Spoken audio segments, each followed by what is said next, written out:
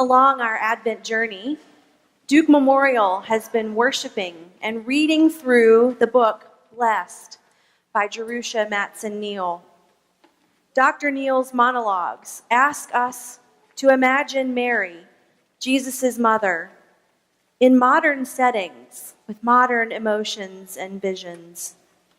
Tonight, we are about to meet Mary as a holy, heavenly librarian who invites us to consider the Word of God, that same Word whose birth we celebrate.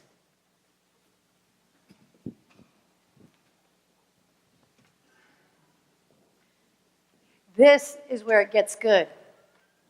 For it is no true wisdom that you offer your disciples, but only its semblance. For by writing to them, without teaching them, you make them seem to know much, while for the most part they know nothing. And as men filled not with wisdom, but with the conceit of wisdom, they will be a burden to their fellows. A bit harsh, don't you think? Plato's Phaedrus discussing the invention of writing and its dangers for humankind, dismissing all book lovers as burden. He protests a lot for somebody who's writing books. That's why they made me the divine keeper of all manuscripts. I love a library. You didn't know, did you, that the afterlife has a library? I'll explain the metaphysics of that to you later, but it is a divine labor of love, for sure. You know, I shouldn't give Plato such a hard time. He prefers the living word of a really good teacher, as do I. But I've also found the living word tucked into ordinary material things, like text in a book.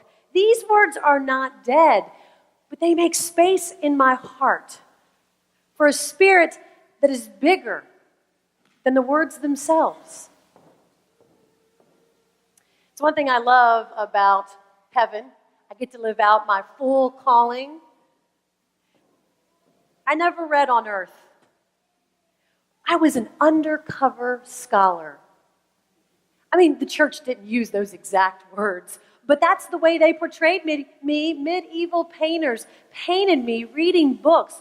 One even painted me reading a book on the back of a donkey. Undercover scholar.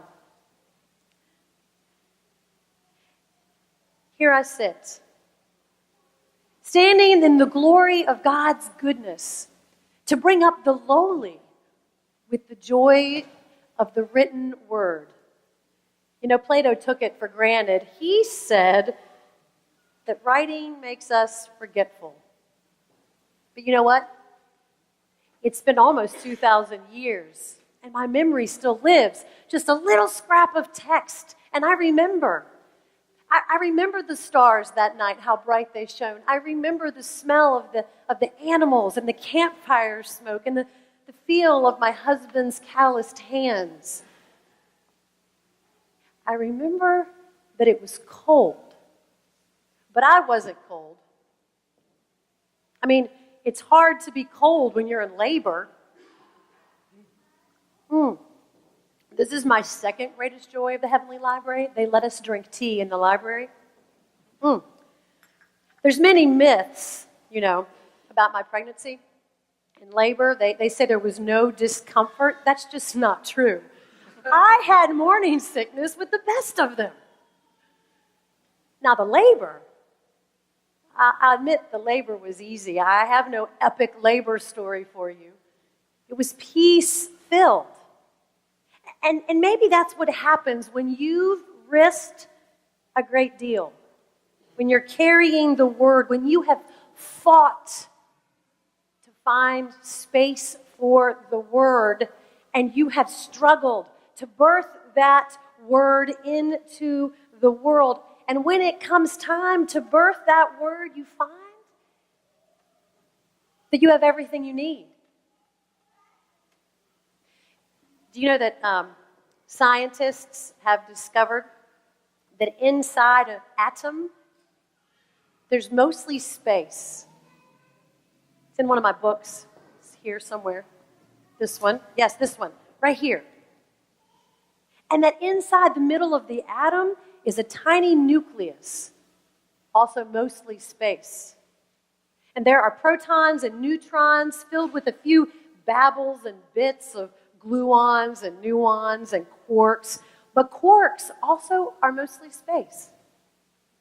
Except, I think they've discovered this by now. If not, consider it a boon for your research.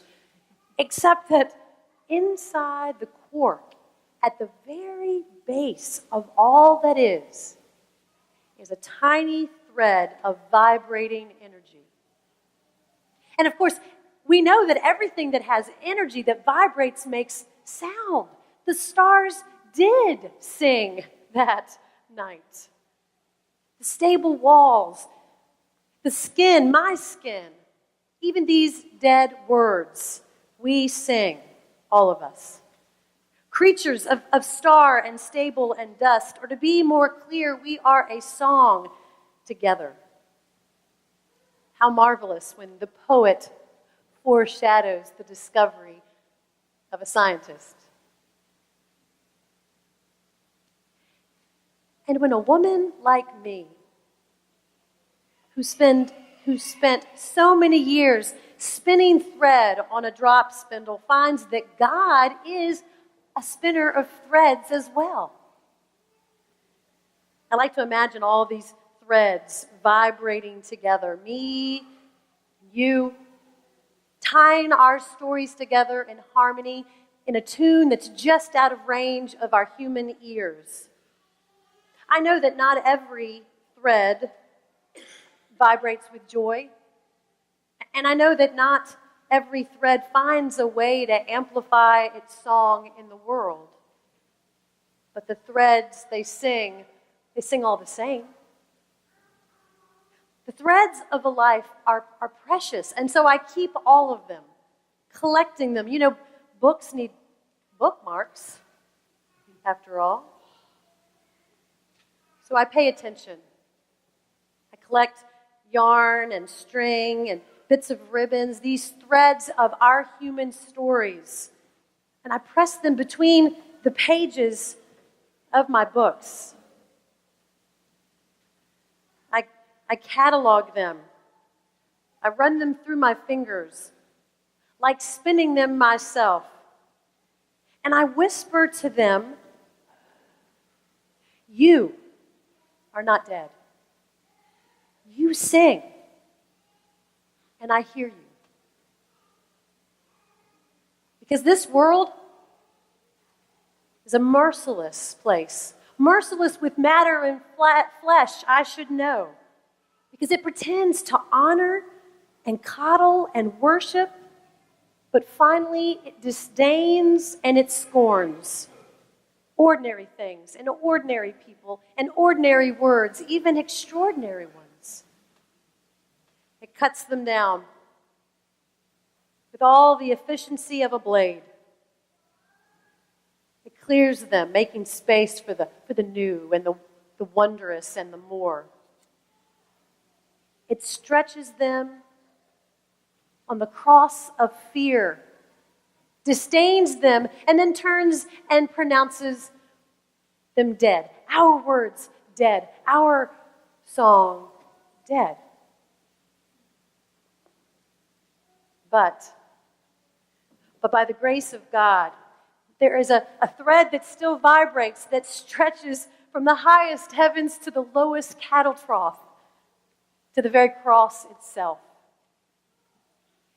that tunes a note of love from God's very heart to ours, a pure note greater than all of our tired cacophony.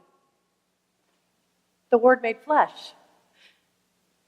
Jesus, who cannot be silenced. Jesus, who makes our song sing again.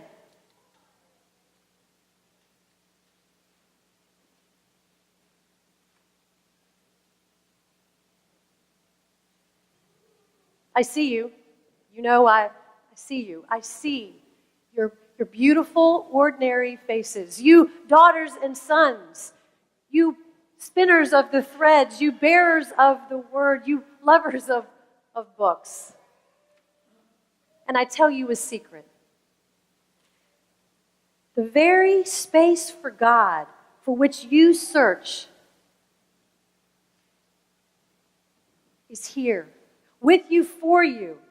For you were made with galaxies of cells, space to be filled by a God who knew that God would need space for the Word, room for the Word. That song that you want to sing, the one that takes more power than you have, the song that you want to sing that you don't have the skills to sing,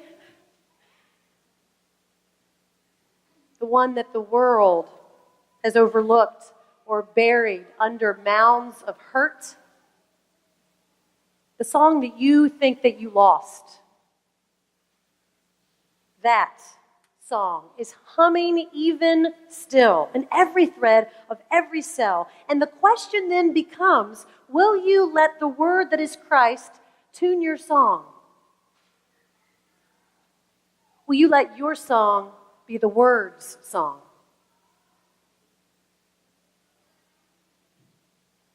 And if you dare, it won't matter where the word is born, whether in a book, or in conversation over tea, or in your chicken scratch in your journal, or on a canvas, whether it's seen or unseen, your word will come and it will be enough. Enough to wake you up again to the wonder of this world, this ordinary, broken, lovely, vibrating, messy world. Because you will find that when you have risked it all to carry the word, and when you have struggled to birth the word into the world, and when the time comes to put that word into the world, that you will have everything that you need. Space, song, and a God who hears and speaks through you. Plato may have missed out on the wonders of the written word, but he was right about one thing. Some moments only face-to-face encounters will suffice. For bearing the word and holding the baby in your arms are two very different things. No human word has ever been penned that does not pale in beauty to the sound that rises when the threads of our lives sing like the strings of praise around the throne of God. Greater than any angel's harp, this is our call. This is our joy.